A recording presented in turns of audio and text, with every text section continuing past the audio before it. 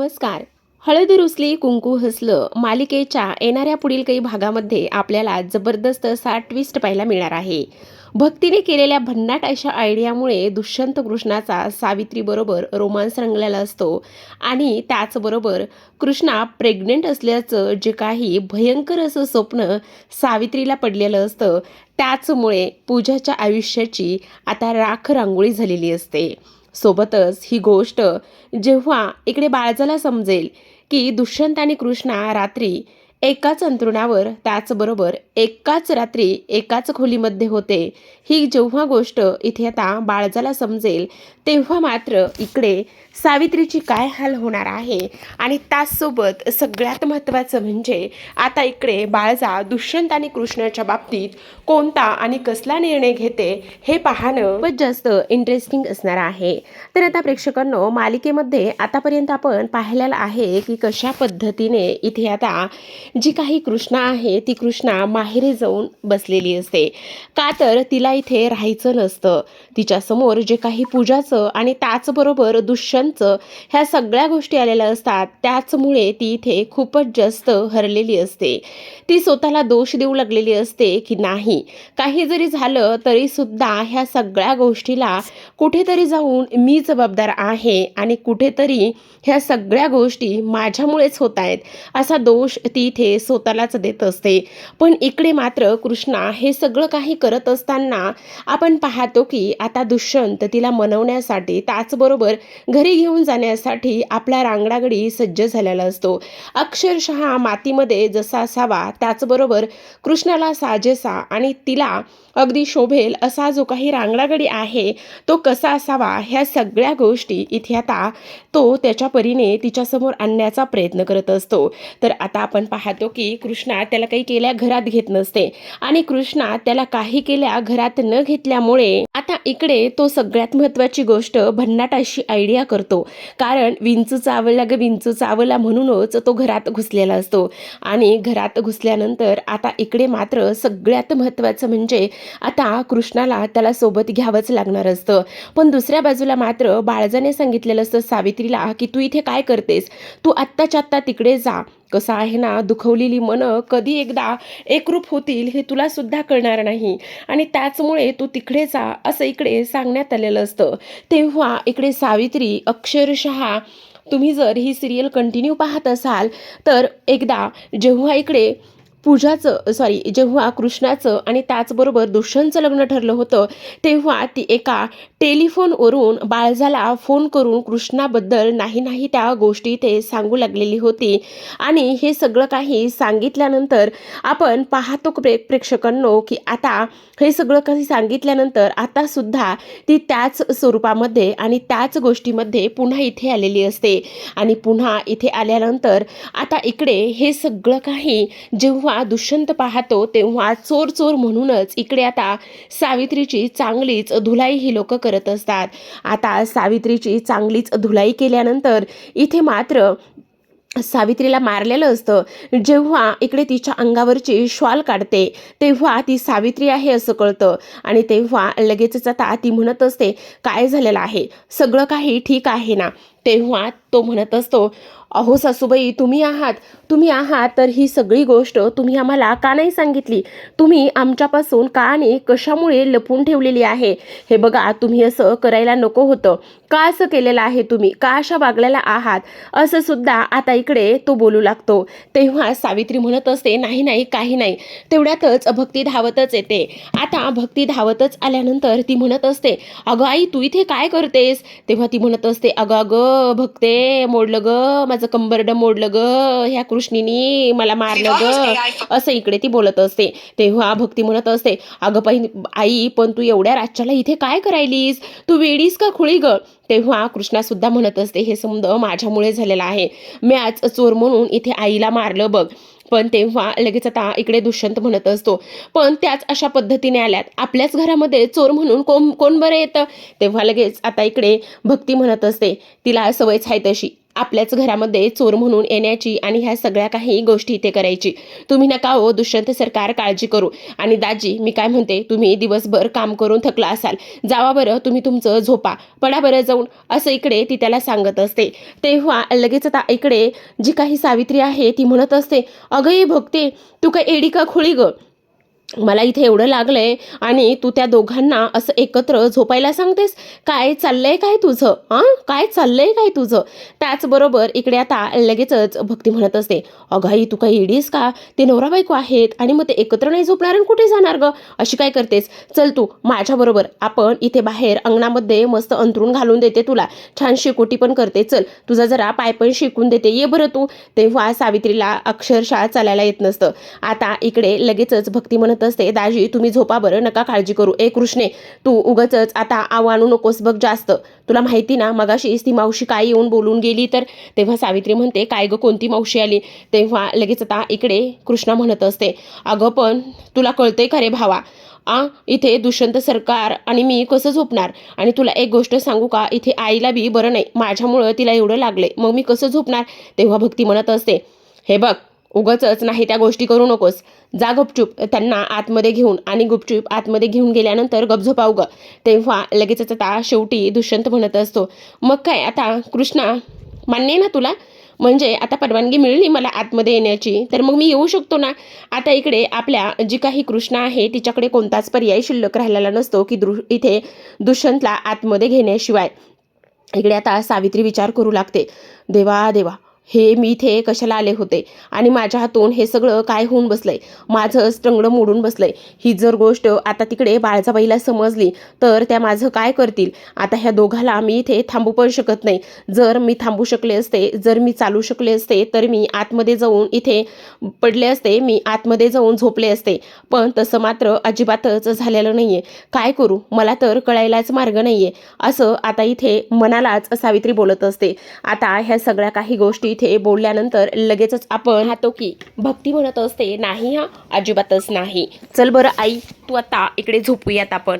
शेवटी भक्तीला सुद्धा इथे सावित्री काही केल्या ऐकत नसते, पण आता सावित्रीचा सुद्धा नाईलाज झालेला असतो. सरते शेवटी तिला सुद्धा भक्ती बरोबर बाहेर अंगणामध्ये झोपायचं असतं, कारण भक्तीने तसा पर्याय शिल्लक ठेवलेला नसतो. भक्ती मस्त छान अशी शेकोटी बनवते, कारण तिचा पाय तिला शेकून द्यायचा असतो, त्यावर थोडासा बाम लावून देते आणि त्यानंतर शेकून देते. सावित्री म्हणत असते, बाई बाई ग, काय माझ्यावर वेळ आलेली आहे, 3-3 पोरी असताना ही अशी वेळ आली माझ्यावर.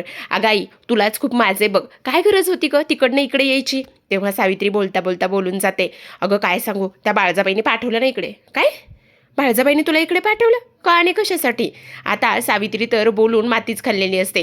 ती म्हणत असते, नाही ग, तिचं असं म्हणणं होतं बाळजाबाईचं की जा आता, घरी कोणीच नाही, तिकडे कृष्णा एकटीच आहे, त्यानंतर भक्ती एकटीच आहे, म्हणून जा म्हटल्या म्हणून आले होते. अगं पण ते सगळं खरे, असं अंधाऱ्या रात्री यायची काय गरज होती ग तुला. इकडे आता ती म्हणत असते, हो ग तू म्हणतेस ते सुद्धा अगदीच खरं आहे, असं अंधाऱ्या रात्री मला यायची काही गरज नव्हती. आता लगेचच इकडे दुसऱ्या बाजूला जो काही आपला दुष्यंत आणि त्याचबरोबर कृष्णा एकाच खोलीमध्ये असतात. खरं तर आता कृष्णा मस्त तिच्यासाठी गाणी म्हणत असतो, गाणी गात असतो. तेव्हा कृष्णा त्याच्याकडे पाहतच असते आणि म्हणत असते, दुष्यंत सरकार गपगुमानं झोपणार असाल तर इथे झोपा, नाही तर बाहेर हाकलून देईल बरं का.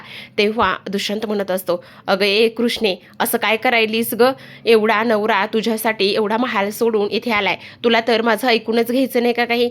तेव्हा कृष्णा म्हणत असते, दुष्यंत सरकार असं काय करताय, अगं मला भूक लागली, तुम्हाला ते जेवायला देणार आहेस की नाही, थांबा बनवते. असं म्हणून कृष्णाने जेवण बनवलेलं असतं आणि त्यानंतर दोघेही जण एकाच ताटामध्ये शेवटी जेवतात.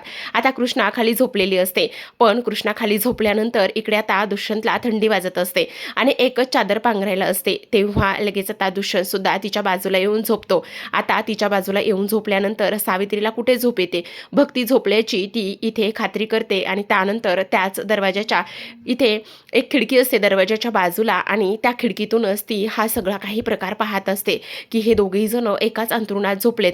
आता तर मला राग येतोय, माझ्या पूजीचं सगळं काही नशीब खराब झालंय, माझ्या पूजीचं नशीबच फुटले.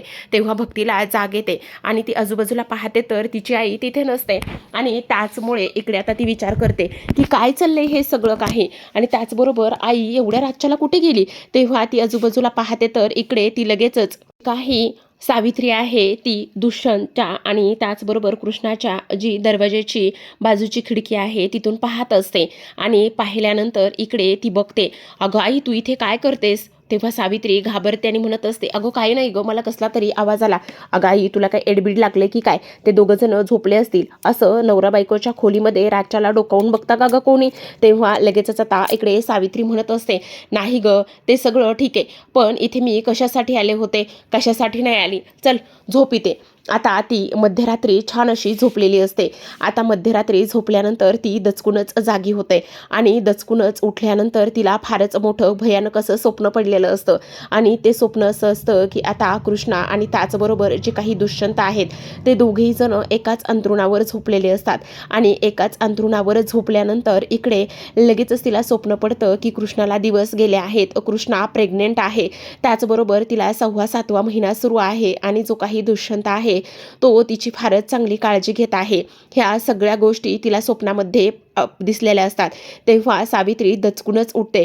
दरदरून घाम आलेला असतो आणि तेव्हा पहाटेचे 4 वाजलेले असतात. आता सावित्रीला काय करावं आणि काय नाही ह्या गोष्टी समजतच नसतात. ती आता विचार करू लागते, हे सगळं माझ्यासोबत काय होतंय आणि ही कृष्णी प्रेग्नेंट आणि हिला दिवस गेलेत. बाई बाई ग, माझ्या पूजेचं काय होणार आहे आता?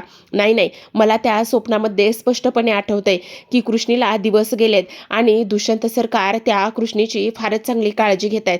तिच्या खांद्यावर हात ठेवतायत काय, तिला चालवतायत काय, हे सगळं मी माझ्या स्वप्नामध्ये पाहिलेलं आहे. हे अजिबात खोटं नाही, असा इकडे ती विचार करते आणि तेव्हा दचकूनच जागी झालेली असते. आता दचकूनच जागी झाल्यानंतर काय करावं, ह्या समध्या गोष्टी कोणाला सांगाव्या आणि कोणाला नाही हेच तिला इथे समजत नसतं. त्या सोबतीला आपण पाहतो की हे सगळं काही इथे घडत असताना आता सगळ्यात महत्त्वाची गोष्ट म्हणजे की इकडे भक्ती आहे, ती भक्ती सुद्धा आता इथे उठलेली असते आणि ती म्हणत असते, अगं आई, एवढ्या लवकर उठलीस सुद्धा तू? तेव्हा ती म्हणत असते, नाही ग, काही नाही झालं. काय झालं आई, अशी का घाबरलेली दिसतेस? तेव्हा ती म्हणत असते, नाही ग, काय सांगू आता तुला. आता इथे सावित्री विचार करते, ह्या सगळ्या ज्या काही गोष्टी आहेत ना त्या सगळ्या गोष्टी इथे बाळजाबाईला सांगायला हव्यात की हे एकाच अंथरुणावर झोपले होते म्हणून. तेव्हा लगेच आता चहा पाणी वगैरे हे सगळं काही होतं. दुष्यंत आणि त्याचबरोबर कृष्णा हे दोघे जण सुद्धा उठले जातात आणि हे दोघे जण सुद्धा उठल्यानंतर आपण पाहतो की इकडे दुसऱ्या दिवशी सकाळी बाळजाबाईने लगेचच आता सावित्रीला फोन केलेला असतो आणि त्या म्हणत असतात, काय गे सावित्रे, काय करतेस? तेव्हा ती म्हणत असते, काही नाही, बोला ना बाळजाबाई. अगं काय करतेस म्हणजे मी तुला तिथे कोणत्या कामासाठी पाठवलं होतं आणि काय करून बसलेली आहेस तू? तू हे समज असं काय केलेस, असं सुद्धा आता इकडे ती बोलत असते. तेव्हा लगेचच आता इकडे ती म्हणत असते, नाही, मला ना काही म्हणा बाळजाबाई, पण फारच मोठं भयानक असं स्वप्न पडलं. तेव्हा लगेच ती म्हणत असते, हो का, कसलं आणि कशाचं भयानक स्वप्न पडले? जरा काही डोक्यात प्रकाश पडतोय की नाही तुझ्या, काय झालंय ते सांग. अहो तुम्हाला सांगू का, इकडे मला असं वाटतंय की ती कृष्णा आणि त्याचबरोबर तुमचे दुष्यंत सरकार दोघंही जण एकाच अंथरुणावर रात्री झोपले होते. काय सांगायलीस तू काय जरा डोक्यात किडे मकोडे पडले की काय तुझ्या? तुझी हिंमत कशी झाली हे सगळं काही बोलण्याची? आणि तू समजतेस कोण स्वतःला? काय चाललंय हे सगळं? असं इथे आता ती बोलत असते.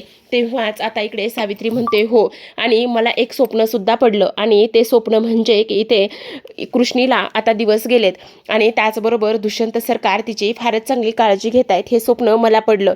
आता बाळजाबाईला रागच आलेला असतो. बाळजाबाई मात्र तिला ताबडतोब बोलून घेतात आणि म्हणत असतात, तू ताबडतोब इकडे ये, मला तुझं काहीच ऐकायचं नाही. मी तर तुला आता चांगलाच धडा शिकवणार आहे. काही जरी झालं तरी सुद्धा मी तुला सोडणारच नाही. तू काय इकडे तिकडे शेण खायला गेली होती का? तू माती खात होतीस का? तेव्हा लगेच आता इकडे बाळजाबाईला राग आलेला असतो.